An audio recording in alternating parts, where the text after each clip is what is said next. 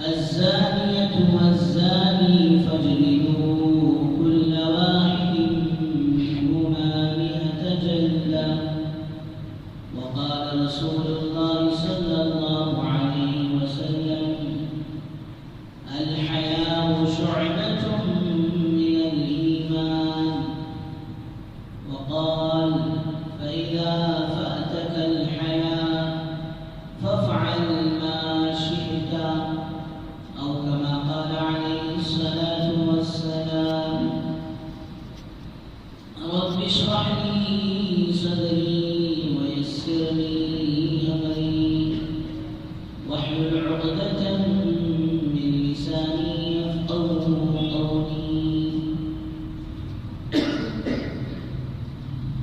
اللهم صل على سيدنا محمد وعلى آل سيدنا محمد بارك وسلم في كلام أولنا اللهم صل على سيدنا محمد وعلى آل سيدنا محمد بارك وسلم في أوسط كلامنا اللهم صل على سيدنا محمد وعلى آل سيدنا محمد بارك وسلم في آخر كلامنا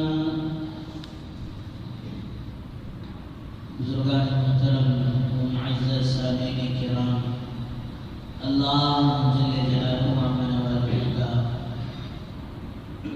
احسان کرم فضل ہوا کہ اللہ تبارک و تعالی ہم سب کو اپنے تک لگانے کی توفیق نصیب فرمائے اور کچھ دین کی باتیں کہنے اور سننے کی توفیق نصیب فرمائے۔ درود و سلام نازل ہوا آقائے مدنی تاجدار مدینہ احمد مجتبی محمد مصطفیٰ صلی اللہ علیہ وسلم کی ذات عالی پر۔ بزرگ دوستوں، اللہ جل جلالہ وعلا والہ اپنے بندوں سے بے انتہا محبت فرماتے ہیں، اس لیے قرآن مجید کے شروع ہونے سے پہلے بعض علماء نے جس کو قرآن مجید کی آیت قرار دیا اور بعض نے آیت قرار نہیں دیا، خیر جو بھی ہو، بسم اللہ الرحمن الرحیم جو اللہ کے کلام کو پڑھنے سے پہلے جس جملے کو، جس آیت کو پڑھا جاتا ہے، اس میں اللہ تعالیٰ اپنے صفت رحمان کو، صفت رحیم کو بیان کرتے ہیں۔ علامہ بیضاوی رحمۃ اللہ علیہ نے فرمایا کہ رحمان دنیا کے اندر اللہ کی یہ صفت رحمان، اللہ کی رحمت عام ہے، مردوں پر، عورتوں پر، بچوں پر، بوڑھوں پر، اپنے فرمانبرداروں پر، نافرمانوں پر، مسلمانوں پر، غیروں پر، سب پر دوستوں یہ عام ہے۔ اور رحیم کے اندر اللہ کی رحمت اور زیادہ دوستوں غالب ہے، لیکن فرمایا یہ آخرت کے اندر اللہ اپنے بندوں کے ساتھ صفت رحیمیت سے معاملہ فرمائیں گے، وہاں غیروں پر اس موقع پر رحم نہیں ہوگا۔ حضرات علماء نے فرمایا کہ اسی صفت کی وجہ سے اللہ تبارک و تعالیٰ نے اپنی مرضیات کا علم دے کر حضرات انبیاء علیہ السلام کو دنیا میں بھیجا کہ اللہ نے اپنے رحمت سے ہمیں وجود بخشا، وجود بخشنے کے بعد ایسے ہی دنیا میں چھوڑ دیتے، کوئی ہمارے پاس اللہ کے مرضیات کا علم نہ ہوتا، اللہ کی کتاب نہ ہوتی، کوئی میسنجر نہ ہوتے، کوئی پیغمبر نہ ہوتے، تو پھر انسان کی زندگی پریشانیوں میں مبتلا ہو جاتا ہے۔ انسان اس بات سے پریشان ہوتا کہ کس بات سے اللہ راضی ہوتے ہیں اور کس بات سے ناراض ہوتے ہیں، اس کا علم نہیں ہے۔ جس طرح گھر میں کوئی دوستوں مہمان آتے ہیں، مہمانوں کے لیے کھانا بنایا جاتا ہے، اب اس کھانے میں الگ الگ ویرائٹی کی چیزیں ہیں، اب جسے جو پسند ہے وہ کھانا اٹھا کر کھا رہا ہے۔ اب مہمان کے لیے دوستو، میزبان کے لیے بات تشویش میں ڈال دیتی ہے کہ آنے والے مہمانوں کا مزاج کھانے کے اندر کیا ہے معلوم نہیں۔ اگر انہیں یہ معلوم ہو جاتا کہ آنے والے اس چیز کو شوق سے کھاتے ہیں تو پھر ماشاءاللہ ان کے لیے اسی قسم کا، ان کے مزاج کا، ان کی پسند کا کھانا بناتے ہیں۔ تو اسی طرح دوستوں اللہ تعالیٰ دنیا میں بھیجنے کے بعد اگر ہمیں وہ اس چیز کا علم نہیں دیتا تو ساری انسانیت پریشان ہوتی۔ تو اللہ تبارک و تعالیٰ نے فضل کا معاملہ کیا، احسان کا معاملہ کیا، کرم کا معاملہ کیا، اور اللہ تبارک و تعالیٰ نے حضرات انبیاء علیہ السلام کے ذریعے سے یہ پیغامات اور یہ علم پہنچا دیا کہ اللہ کس بات سے راضی ہوتے ہیں اور کس بات سے ناراض ہوتے ہیں۔ اور پھر دوستوں آنے والے پیغمبر حضرات انبیاء علیہ السلام اپنی قوم کے ساتھ بڑی محبت کا، شفقت کا معاملہ کر ان کو پوری بات سمجھانے کی کوشش ہے۔ ہر نبی دوستوں اپنے قوم کے ساتھ شفقت کا معاملہ کرتا ہے۔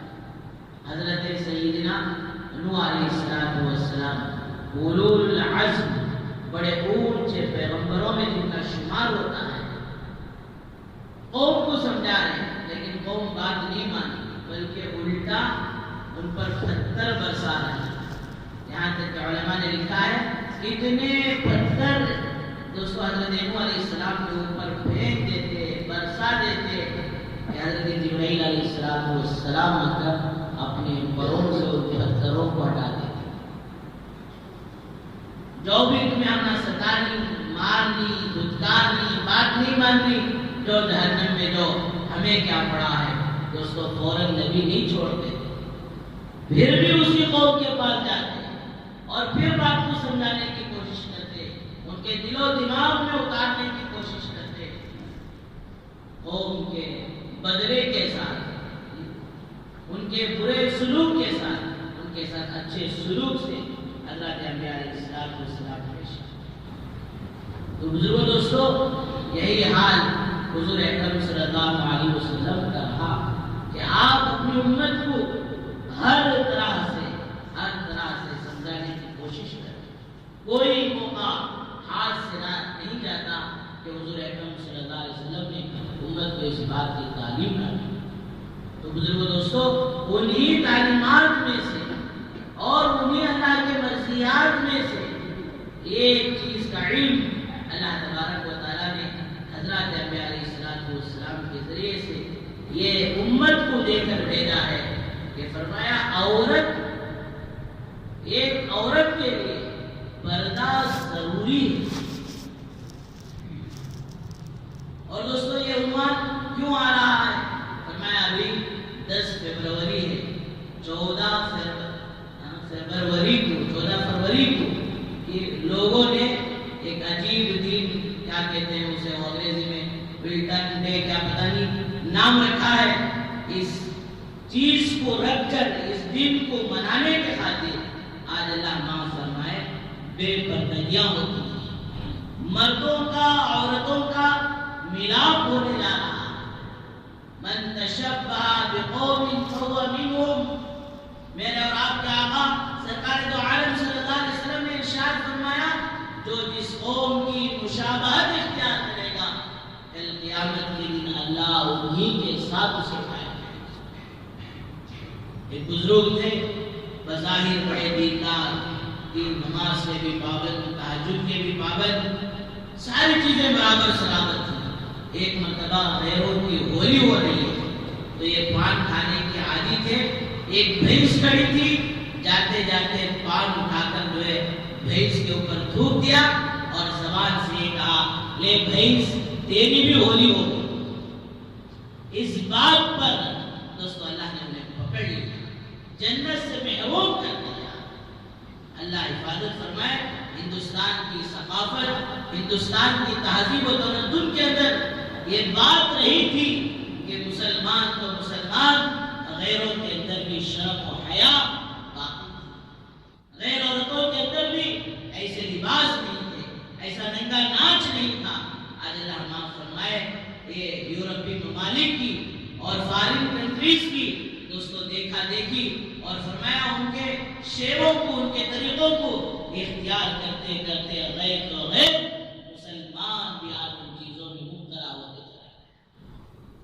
بزرگوں دوستوں, عورت کے معنی ہی فرمایا دوستوں عربی میں عورت کہتے ہیں پردے میں رہنے کی چیز کو. اس لیے فرمایا کہ جب تک عورتیں باحیا رہیں گی, پردہ والی ہو کر رہیں گی, اللہ کی رحمت ان کی طرف متوجہ ہو. دہلی کے اندر قحط سالی تھی, بارش کی وجہ سے لوگ بڑے پریشان تھے. کئی دنوں تک بارش نہیں ہے, اوپر سے گرمی نے دوستوں لوگوں کی کمر توڑ دی تھی. ایسے موقع پر ایک عورت جو ہے اونٹ پر بیٹھ کر پردے کے ساتھ جا رہی ہے اور اس کا جوان بیٹا نکیل پکڑ کر جا رہا ہے. کسی نے جو ہے جا کر عرض کیا کہ یہ باحیا اور پردہ والی عورت سے, اس نے خاتون سے, بیٹا تو اپنی امی سے کہہ دے کہ وہ ہاتھ اٹھائیں اور جو ہے وہ اللہ کے رحمت کو متوجہ کریں. تو دوستو ابھی کھڑی اونٹ پر بیٹھی ہوئی ہاتھ اٹھائی اور فرمایا دعا کی تو لوگوں نے ان منظر دیکھا. اللہ کی رحمت, بارش تو کئی دنوں سے بند تھی, فوراً تو اس کو اترنا شروع ہو. اس لیے فرمایا اپنی بچیوں کی حفاظت کرو, خصوصاً اپنی جوان بچوں کی حفاظت کرو, اپنے ناموس کی حفاظت کرو. جس طرح بزرگوں دوستو ایک چراغ ہمیں میں رکھا ہوا ہے, اب پتہ نہیں اسے کون سا جھونکا ہمیں کا لگ کر وہ بجھ جائے. اسی طرح جوان بچیوں کی زندگیوں پر کہیں کسی طرح کے گناہ کا کوئی دھبا نہ لگ جائے. اس لیے فرمایا کہ اس کی عزت کی حفاظت کرو. عجیب بات ہے, اللہ تبارک و تعالیٰ نے قرآن مجید میں جب چوری کے حکم کا ذکر کیا تو فرمایا والسارق والسارقة فاقطعوا أيديهما, کہ جب کوئی مرد چوری کرے, کوئی عورت چوری کرے تو اس کے ہاتھوں کو کاٹا جائے. اسلامی قانون ہے, شریعت کا قانون ہے, اور دوستو اسلامی سلطنت حکومت ہے, تو باقاعدہ ہاتھ وہاں کاٹے جائے. اب یہاں دیکھیں اللہ تبارک و تعالیٰ نے فرمایا والسارق, چوری کرنے والا مرد, پھر فرمایا والسارقۃ, چوری کرنے والی عورت. کیا مطلب کہ جس طرح مرد اس کی مردانگی اور پھر اس کی طاقت, اس کی قوت چوری کی طرح جس طرح بڑھتی ہے, اس طرح عورت بھی نہیں بڑھتی. اس لیے عورتیں زیادہ چور نہیں ہوتی, زیادہ سے زیادہ وہ اپنے شوہر کے جیب سے پک پاکٹ کرتی ہے. اگر ایسا کر بھی لے تو فرمایا وہ اتنی بڑی گنہگار نہیں ہوتی. عام طور پر عام چوریاں, ڈاکہ ڈالنا, کہیں لوٹنا, وہ عورتیں نہیں ہوتی, وہ تو مرد ہوتے ہیں. مردوں کا ہاتھ, مردوں کی ہمت اس میں آگے بڑھتی ہے. لیکن دوستو جہاں اپنے ایمان کی حفاظت کا معاملہ آیا, اپنی عزت کا حفاظت کا معاملہ آیا, تو اللہ تبارک و تعالیٰ نے ترتیب بدل دی. الزانیۃ والزانی فاجلدوا کل واحد. اس طرح چوری میں اللہ نے پہلے مرد کو ذکر کیا, اس طرح زنا کے معاملے میں, گناہوں کے معاملے میں فرمایا دوستو مرد کو نہیں عورت کو پہلے ذکر کیا. زانی عورت اور زانی مرد, کیا مطلب علماء نے فرمایا جب تک عورت کی طرف سے ڈھیل نہیں ہوتی, عورت قدم کو آگے نہیں بڑھاتی, فرمایا مرد کو اس کے ساتھ گناہ کرنے کا موقع نہیں ملتا. تو بزرگوں دوستو یہ ایسے ہی کھیل تماشا نہ سمجھے، یہ بالکل ذمہ داری ہے کہ اپنی عورتوں کی عفت کی، پاک دامنی کی حفاظت کی جائے۔ یہاں تک کہ آج اللہ معاف فرمائے، جب پردے کی بات آتی ہے، شریعت کی بات آتی ہے، تو لوگوں کو ایک گھٹن محسوس ہوتی ہے، اور جدید ذہنیت کے لوگ، نئے نئے ٹیکنالوجی کے لوگ یہ سمجھتے ہیں کہ پردے کے ذریعے سے عورت کو قید کر رہے ہیں۔ ہرگز نہیں کہ ہمارے ایک ساتھی کی بیوی ماشاءاللہ وہ پردہ کرنے لگی، اور پورے کے پورا اہتمام سے سر کے بال سے لے کر پیر کے ناخن تک جب وہ پردہ کرنے لگی، دین سمجھ میں آیا، تو پھر جو ہے فرمایا کہ اس کی پڑوس کی غیر عورت اسے ایک مرتبہ دیکھ کر مذاق میں، چھیڑ چھاڑ میں کہا کہ عجیب بات ہے کہ اسلام کے اندر تم اتنا قید ہو جاتی ہو اور اتنی پابند ہو جاتی ہو، آخر وجہ کیا ہے؟ تو فوراً اسے علمی بات، قرآن کی بات، حدیث کی بات نہیں بتائی۔ بعض لوگ ہوتے ہیں کہ انہیں جس طرح کا ان کا سوال ہوتا ہے ویسا جواب دے تو سمجھ میں آتا ہے۔ عطا اللہ شاہ بخاری رحمۃ اللہ علیہ کو وہ ان کے آزاد قسم کا میں آپ کو بتایا، حضرت مسئلہ بولو، میں کھاتے بھی رہنا، میرا روزہ بھی چلتے رہنا، نہیں کھاتے بھی رہنا کہتے ہیں، اس کا روزہ بھی رننگ پہ رہنا کہتے ہیں۔ حضرت بولے ایک کام کر رہے، اس کے دیوان میں جوتا دے ڈال، اسے بول جوتا مارتے رہو، اور مانا کھاتے بھی رہو، کھاتے بھی رہنا کہنا، جوتا کھاتے رہو، روزہ بھی لیتے رہو۔ تو اس نے قرآن حدیث کے اور کوئی بات سمجھانے کے بغیر اسے یہ پوچھا کہ بہن فرینڈس تو یہ بتا کہ تیرے گھر کے اندر بچوں کے کھلونے ہوں گے، برتن ہوں گے، اور بھی چیزیں ہوں گے، ان چیزوں کو تو کہاں رکھتی ہے اور تیرے زیورات کو کہاں رکھتی ہے؟ میں نے بولی بچوں کا کھلونا وہ حال میں پڑتا رہتا، اور بہترین سے بہترین اگر کوئی ڈنر سیٹ کانچ کا ہو، گلاس کا ہو، وہ بھی شوکیس میں رکھا ہوا ہوتا ہے، اور ایسی چیزیں ادھر بھی پڑے ہوتی ہیں، لیکن میرے زیورات وہ ایسی جگہ رکھتی ہوں کہ میرے شوہر کو بھی معلوم نہیں ہوتا، میرے ساس کو بھی نہیں ہوتا۔ بیرو کے اندر لاک اپ کے اندر لاک اپ کے اندر لاک اپ اسے چھپا کر رکھتی ہوں۔ تو فرمایا کیوں چھپاتی ہے؟ اس لیے کہ وہ قیمتی چیز ہوتی ہے۔ تو فوراً اس نے کہا واقعی دین کے اندر، شریعت کے اندر ہمیں اتنی اہمیت دی گئی اور ہمارا مقام اتنا بتایا گیا، جس طرح ایک زیور ہوتا ہے، ایک قیمتی ہیرا ہوتا ہے، اس قیمتی ہیرے سے بھی بڑھ کر ایک عورت کی عزت ہوا کرتی ہے۔ اس لیے شریعت نے اس ہیرے کو، اس موتی کو چھپانے کا حکم دیا ہے۔ تو اس نے کہا ہاں یہ بات بالکل سچ ہے، اور آج ہم جاتے ہیں تو ہمارے آفس میں لوگوں کی نگاہیں ہمارے اوپر الگ الگ انداز سے، الگ الگ طریقے سے پڑتی ہے، اور اس نے کہا کہ ہمارے رشتہ داروں میں ہماری عزت کی حفاظت کرنا ہمیں مشکل ہو جاتا ہے۔ یہ تم جو کہہ رہی ہو بالکل سچ ہے۔ تو بزرگوں، دوستوں، بھائیوں، اس لیے فرمایا کہ ہم اپنی عورتوں کی عزت کی حفاظت کریں، ان کے اندر پردہ سیدھا کریں، وہ باحیا ہو، وہ پاک دامن ہو، یہ بہت ضروری چیز ہے۔ اس لیے اللہ تعالیٰ نے فرمایا کہ عورت تو عورت، علماء نے مسئلہ لکھا ہے، عورت تو عورت کے بال کا بھی پردہ ہے۔ علماء نے بڑی باریک بات کی کہ کنگھی کرنے کے بعد، چوٹی ڈالنے کے بعد جو بال عورتوں کے بالوں میں سے دو چار گر جاتے ہیں، فرمایا اسے بھی ایسی پھینکنے کی اجازت نہیں ہے، بلکہ فرمایا اسے بھی کسی جگہ دفن کر دو۔ عورت کے بال کا، عورت کے دوستوں لباس کا، عورت کے نام کا دوستوں پردہ رکھا ہے، اس کی ریٹنگ کا دوستوں پردہ رکھا ہے۔ فرمایا جتنا حیا اور پاک دامن ہوگی، جتنا یہ پردے کے دائرے میں ہوگی، اتنی ہی دوستوں اس کی عزت حفاظت میں ہوگی۔ والسارقۃ اعلان مرد کو پہلے ذکر کر رہا ہے، اور جب دوستوں قدم غلط اٹھانے کا معاملہ آیا تو وہاں دوستوں اللہ تبارک و تعالیٰ نے عورت کا ذکر کیا۔ حضرات صحابہ کرام رضی اللہ عنہم اجمعین اور ان کی صحابیات کتنا پردے کا اہتمام کرتی تھی، ہم تصور نہیں کر سکتے، اندازہ نہیں لگا سکتے۔ ایک صحابی رضی اللہ کے راستے سے واپس آئے تو دیکھا کہ جو ایک گھر کی عورت باہر آ گئی تھی، یہ نہیں پوچھا کیوں آئی، وہ فوراً تلوار اٹھا کر گردن پر رکھی۔ اس نے کہا میرے سرکار آپ تھوڑا سمجھ جائیں، پہلے آپ ذرا معلوم تو کر لیں کس وجہ سے میں باہر آئی ہوں۔ تو صحابی پوچھتے ہیں تو آخر کس وجہ سے باہر آئی؟ گھر کے اندر سانپ آ گیا تھا، اور سانپ سے بچنے کے لیے میں باہر آئی، یہ دیکھو سانپ جا رہا ہے۔ تو پھر صحابی اس کے پاس سے تلوار ہٹا کر اس سانپ کو مار دیا۔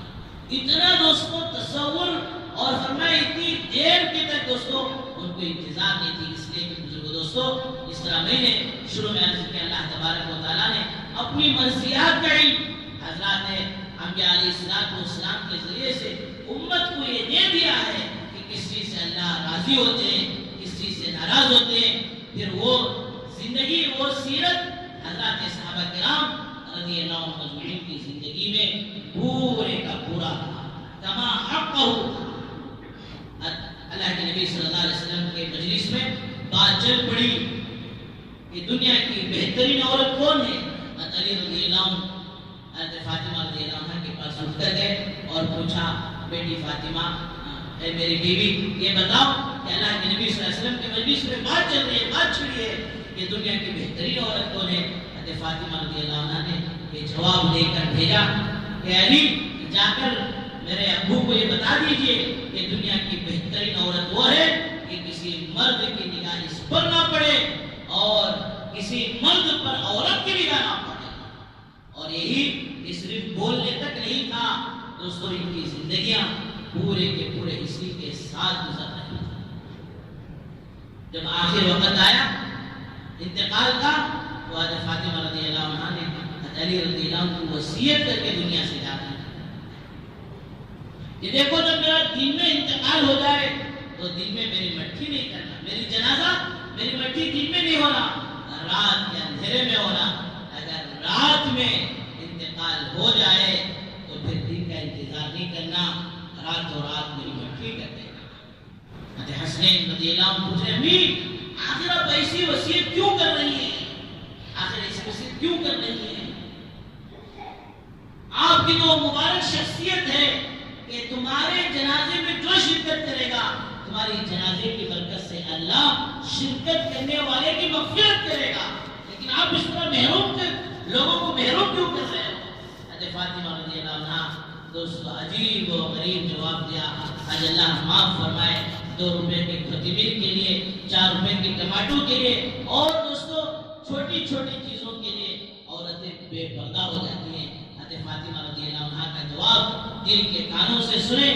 حضرت فاطمہ عرض کرتے ہوئے جا رہی ہیں کہ جب تک فاطمہ زندہ تھی کسی مرد کی نظر فاطمہ پر نہیں پڑی، آج فاطمہ یہ نہیں چاہتی کہ فاطمہ کے جنازے پر کسی غیر مرد کی نگاہ پڑ جائے، اس لیے بغیر کسی کو اطلاع کیے بغیر راتوں رات میری تدفین کر دینا۔ اب دوستو حضرت علی حضرت حسنین جنازے کو لے کر جا رہے ہیں، ایک صحابی ساتھ ہو گئے اور فرمایا جب قبر کے پاس رکھے بات یاد آئی جس طرح ناخنوں کا اور بالوں کا پردہ لکھا ہے دوستو، اسی طرح قبرستان میں اتارتے وقت بھی قریبی رشتہ دار، قریب کے رشتہ دار فرمایا وہ تدفین کے لیے اتریں گے، اور فرمایا دوستو وہ بھی پردہ کر لیں گے، قریبی رشتہ دار محرم رشتہ داروں کے علاوہ دوسرے مرد تھوڑی دیر کے لیے الگ ہو جائیں گے، تدفین کے بعد پھر دعا کے لیے آگے۔ ذرا تصور کر کے دیکھیں، ذرا سوچ کے دیکھیں، عورت مر چکی ہے، مردہ ہو چکی ہے، کفن میں لپٹا دیا گیا ہے، تب بھی شریعت یہ حکم دیتی ہے کہ غیر مرد نہ آئے، غیر مردوں کی نگاہ نہ پڑے، اپنے گھر کے محرم رشتہ دار اس کی مٹی کا، جنازے کا، تدفین کا انتظام کرے۔ تو بزرگوں دوستو کسی زندہ عورت پر نگاہ کا ڈالنا، کسی زندہ عورت کو بے پردگی کرنا، یا پھر جو ریلیجن ڈے کے بارے میں معلوم ہونے کے باوجود اسے آزاد چھوڑنا، بچی ہے ابھی بھٹی ہے۔ عطا اللہ شاہ بخاری رحمۃ اللہ علیہ ایک گھر میں گئے، وہ حضرت مہمان بنے تھے، معلوم ہوا گھر میں جوان بچی ہے، تو ماں سے درخواست کی کہ ماں آپ کی بچی جوان ہے تو اس کی شادی کا نکاح کا انتظام کرو۔ ماں بولی نہیں حضرت اب بھی اس کے منہ سے دودھ پینے کی بو آ رہی ہے، ابھی وہ دودھ کی جو ہے بو، وہ دودھ کی خوشبو آ رہی ہے، حضرت بولے برابر اس ماما وہ دودھ خراب ہوگا تو پھر مسئلہ بھی ہو جاتا نا۔ فرمایا کتنے اللہ والے ایسے ہیں کہ اپنی بچیوں کے جوان ہونے کے بعد ان کے جلد سے جلد نکاح کا انتظام کریں۔ پڑھائی کا مسئلہ ہے کوئی بات نہیں، جب ان کی ایک اسٹیج کو پہنچ جائے، ایک عمر کو پہنچ جائے تو نکاح کر دیں۔ نکاح کے بعد بھی آج کتنی آسانی ہے، ان آسانیوں کو استعمال کر پھر وہ اپنے شوہر کے ساتھ اس کی تعلیم کو نہیں جانے۔ تو حضرت فاطمہ رضی اللہ عنہ وہ صحابی جوش میں آئے اور قبر سے کہا، اے قبر ذرا ہوشیار ہو جا، معلوم بھی ہے آج تیرے اندر کون آنے والی ہے، لاڈلے نبی اور لاڈلے رسول کی لاڈلی وہ چہتی بیٹی وہ فاطمہ سیدۃ النساء اہل الجنہ، جنتی عورتوں کی سردار حضرت حسنین کی والدہ شیر خدا حیدر کرار حضرت علی کی زوج محترمہ، اے قبر دیکھ کر سلوک کرنا۔ دوستو قیامت تک آنے والے لوگوں کے لیے اللہ تعالیٰ نے اس واقعے کو عبرت بنا دیا۔ علماء نے لکھا ہے اللہ نے قبر کو زبان دی اور وہ قبر اپنے زبان حال سے یوں کہنے لگی، اے او صحابی ذرا غور سے سن لے، یا کسی کا حسب نسب نہیں چلے گا، یا کسی کی رشتہ داری و خاندان نہیں چلے گا، یا کسی کا اور کچھ نہیں چلے گا، یہاں تو جیسے جو اعمال لے کر آئیں گے اسی طرح میں ان کے ساتھ معاملہ کرتی ہے۔ خود اللہ کے نبی صلی اللہ علیہ وسلم حضرت صفیہ سے فرمایا، اے میری پھوپھی صفیہ، اے میرے پھپھو حضرت صفیہ، آپ اس اطمینان پر اور اس بات پر مطمئن ہو کر نہیں بیٹھنا کہ میرا بھتیجا وہ امام الانبیاء ہے، میرا بیڑا پار لگا لے گا، بلکہ اعمال میں کوشش کر لینا۔ تو بزرگوں دوستو بھائیوں، یہ ویکینڈ ڈے فرمایا یہ کسی اسلامی طریقہ نہیں ہے، یہ تو غیروں کا طریقہ ہے۔ اس کے الگ الگ وجوہات لکھے ہیں، کسی عیسائی فادر اور کسی وہ عیسائی عورت نے ان کے یہاں رہبانیت ہے، لا رہبانیت فی الاسلام، اسلام میں رہبانیت نہیں ہے۔ اللہ کے نبی صلی اللہ علیہ وسلم نے فرمایا کہ جو نکاح نہیں کرتا وہ میری امت میں سے نہیں ہے، کوئی قابل قدر و عذر اس کے پاس نہیں ہے، کوئی ایسی بیماری نہیں ہے کہ وہ حق زوجیت کو ادا نہیں کر سکتا، خواہ مخواہ اگر وہ نکاح نہیں کرتا ہے۔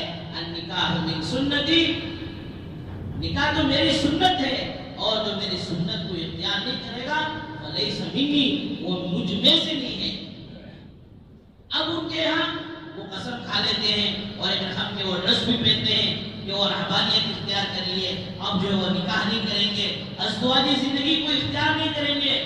تو فرمایا وہ یہ فادر کسی عورت پر جو ہے وہ عاشق ہو گیا۔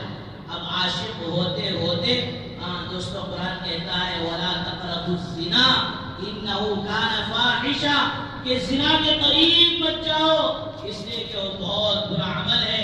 یہاں تک کہ حدیث میں آتا ہے کہ دوستو بزرگوں، الزانی علیہ لعنت اللہ والملائکۃ والناس اجمعین، کہ جو آدمی زنا کرتا ہے اس پر اللہ کی لعنت ہوتی ہے اور فرشتوں کی لعنت ہوتی ہے، اور فرمایا تمام لوگوں کی لعنت اس پر ہوتی ہے۔ تو قرآن کہتا ہے وَلَا تَقْرَبُوا الزِّنَا، زنا کے قریب مت جاؤ۔ کیا مطلب؟ زنا کے لیے جو چیزیں شروعات ہوتی ہیں اس سے بھی اپنے آپ کو بچاؤ، آنکھوں کو بچاؤ، زبانوں کو بچاؤ۔ آج اللہ معاف فرمائے دوستو، بات میسیجز سے شروع ہوتی ہے اور پتہ نہیں جاتے جاتے کہاں تک حرام کاریوں کے اندر آج نوجوان لڑکے اور لڑکیاں مبتلا ہو رہے ہیں۔ شروع میں کیا تھا؟ کوئی دوستو بڑا مسئلہ نہیں تھا، خالی SMS ہو رہا ہے اور باپ دیکھ رہا ہے، ماں دیکھ رہی ہے اور بچے کو سرسری کہہ کر چھوڑ دیتے ہیں۔ اور میں دوستو جب کوئی کسی سے بات کرتا ہے تو اگلا تقاضا ضرور ہوتا ہے کہ وہ آپس میں ملاقات کرے، دیدار کرے۔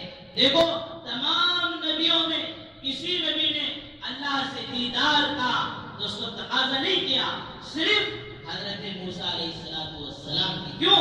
حضرت موسیٰ علیہ السلام کلیم اللہ تھے، اللہ سے بات کرنے والے تھے، اور میں اللہ سے بات کرتے کرتے اتنی محبت پیدا ہوئی، رب ارنی انظر الیک، اے میرے پروردگار آپ اپنا دیدار بھی مجھے کرائیں. تو علماء نے لکھا ہے کہ فرمایا جب آدمی بات چیز سے کوئی کام شروع کرتا ہے تو عام طور پر دیکھیں مثال کے طور پر مطالعہ میں مثال کے لوگ بیانات سنتے ہیں تو دل میں بات بھی پیدا ہوتی ہے کہ کوئی دن ایسا ہو چاہے حج کا موقع ہو چاہے اور کوئی موقع ہو کہ حضرت کا دیدار بھی ہو. اسی طرح فرمایا دوستو قرآن کہتا ہے وَلَا تَقْرَبُوا الزِّنَا إِنَّهُ كَانَ فَاحِشًا. زنا کے قریب بھی مت جاؤ. جو چیزیں دوستو زنا کے قریب ہوتے ہیں قرآن نے ان سے منع کر دیا.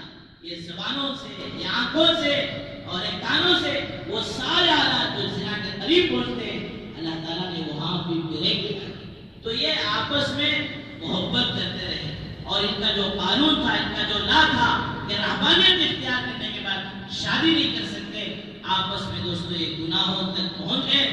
تب عیسائیوں کو معلوم ہوا تو ان دونوں کو جو ہے مار دیا قتل کر دیا اور پھر ایک طبقہ انہیں محبت کے شہید کہلا دیا اور جس کی وجہ سے عجیب عجیب اور بھی حالات باتیں ہو سکتے ہیں. اس کی وجہ سے ملٹنٹ ڈے رکھ دیا گیا ہے اور جس کی وجہ سے دوستو یہ ہندوستان کی تہذیب متاثر نہیں ہوئی بلکہ فرمایا ایمان والے جو دوسروں کو راستہ بتانے والے ہیں دوسروں کو طریقہ صراط مستقیم پر لانے والے ہیں فرمایا یہ تک بھی آج ان گناہوں میں مبتلا ہو گئے. دوستو اس دن کو بنانا یا تو پھر اپنے بچوں کو راستہ دینے کا مطلب یہ ہے کہ اس دن وہ کہیں جا رہے ہیں اور ماں باپ مطمئن ہو کر گھر میں بیٹھ گئے ہیں. فرمایا دوستو من تشبہ بقومی وہ منہم جو کسی قوم کی مشابہت اختیار کرے گا فرمایا وہ بھی کل قیامت کے دن انہی دیڑ و چمباروں کے ساتھ ہوگا. ماں باپ کو علم ہونے کے باوجود کوئی روک ٹوک نہیں کر رہے تو دوستو ماں باپ بھی اس گناہ میں برابر کے شریک ہوں گے. اللہ تعالیٰ کہتے ہیں وَذَرُوا ظَاهِرَ الْإِثْمِ وَبَاطِنَهُ ظاہری گناہ سے بھی بچو باطنی گناہ سے بھی بچو. علماء نے لکھا ہے کہ آدمی جب گناہ کرتا ہے تو اس کی روح پریشان ہو جاتی ہے. اچھا عمل کرتا ہے تو اس کی روح دوستو خوش ہو جاتی ہے. حضرت شاہ عبدالعزیز محدث دہلوی رحمۃ اللہ علیہ کے پاس ایک اسٹوڈنٹ پڑھتا تھا دینی تعلیم حاصل کرتا تھا.